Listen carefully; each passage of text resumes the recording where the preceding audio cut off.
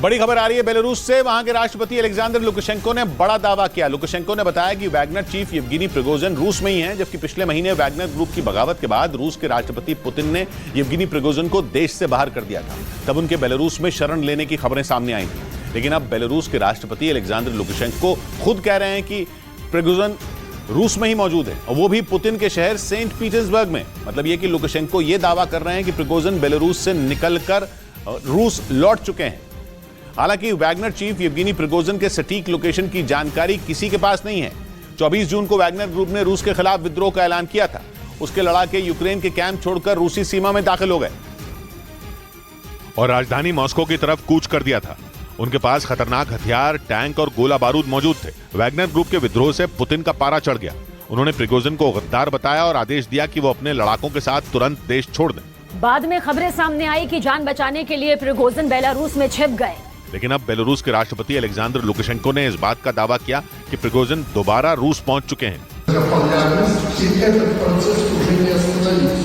Lukashenko रूस के राष्ट्रपति पुतिन के बेहद वफादार हैं और उनके इशारे पर कुछ भी करने को तैयार रहते हैं। एक रोज पहले ही बेलारूस में विपक्ष के एक नेता ने दावा किया था कि बेलारूस में रहना प्रिगोजिन के लिए खतरे से खाली नहीं। और उस दावे के एक रोज बाद ही प्रिगोजिन के रूस लौट जाने की खबर ने सबको चौंका दिया, क्योंकि वैगनर ग्रुप की बगावत से पुतिन बुरी तरह भड़क गए थे और प्रिगोजिन को सबक सिखाने का प्लान भी बना लिया था। लेकिन बेलारूस के राष्ट्रपति अलेक्जेंडर लुकाशेंको ने तो यहां तक दावा किया कि प्रिगोजिन ही नहीं बल्कि वैगनर ग्रुप के लड़ाके भी रूस लौट चुके हैं। और वो रूस में उन्हीं कैंपों में रह रहे हैं जहां पुतिन के खिलाफ बगावत से पहले रुके थे।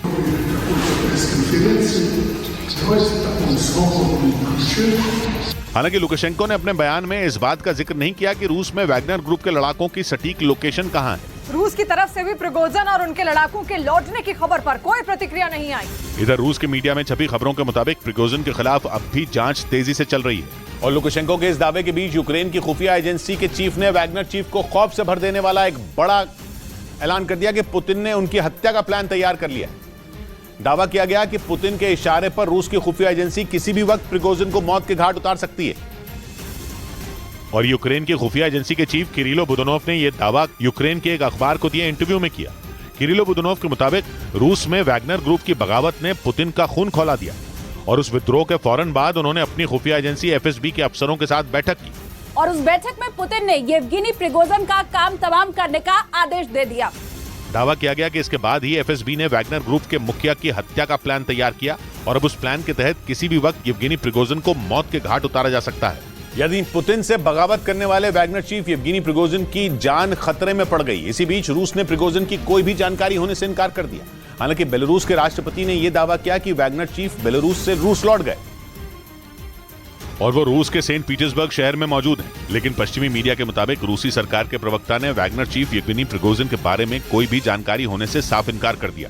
इतना ही नहीं, उनके मुताबिक वैगनर ग्रुप के विद्रोह के बाद रूस ने येवगेनी प्रिगोजिन से कोई बातचीत नहीं की।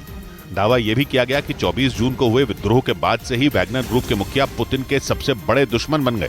ऐसे में आशंका जताई गई कि कहीं पुतिन ने बगावत का बदला लेने के लिए प्रिगोजिन को ठिकाने तो नहीं लगा दिया।